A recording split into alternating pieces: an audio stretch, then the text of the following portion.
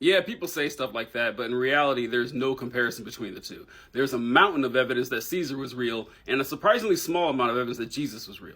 The whole thing revolves around contemporary evidence of their existence. People who were alive at the same time this person was alive. In Caesar's case, we have writings from Caesar himself that other people during that time acknowledged were Caesar's, and we have accounts from both Caesar's friends and Caesar's enemies who were alive at that time.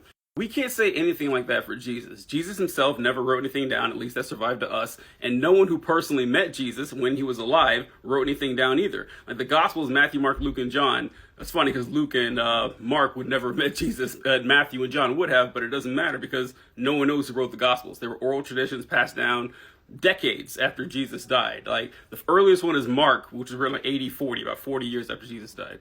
The closest thing you have to anything like that are the works of Paul. Paul started writing in AD 55, about 20 years after Jesus would have died, and he admits he never met the guy. He saw him in a vision. He does make writings, or make mention in his writings, of working with people who knew Jesus, like Peter and James. Once again, that'd be secondhand evidence and would stand up. For a lot of reasons, I think it's more likely than not that Jesus, or at least the person upon whom Jesus was based, did exist. And like actual history scholars, most of them will say the same thing. There's a lot of circumstantial evidence out there pointing to that. His deity and his miracles, of course, not. But yeah, I think the evidence is there, but it is nowhere near as rock solid as Caesar's existence, which no one can deny.